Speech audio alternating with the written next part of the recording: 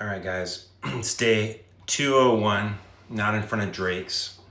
It's a Sunday morning in Toronto, just in the office. Last few days have been chaotic in the markets. War headlines, Bitcoin swinging up and down. AI stocks have been dropping along with other tech stocks.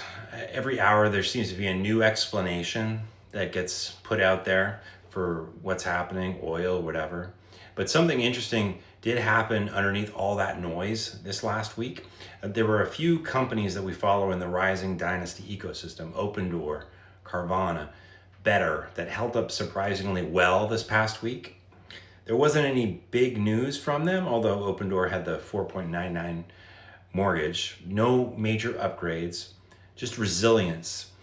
And I think that's a lesson that investors often miss, that in volatile markets, the most important signal isn't that the stocks that move, it's the ones that don't move.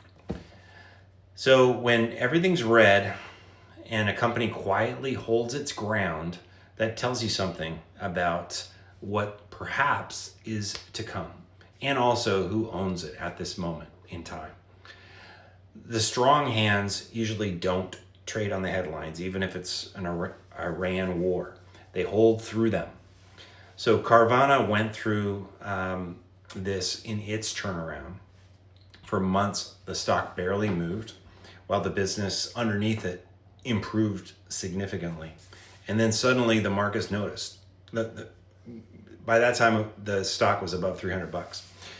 So when you're watching markets like these volatile ones this week, don't just look for what's failing, what's dropping, but look for the names that are refusing to fall.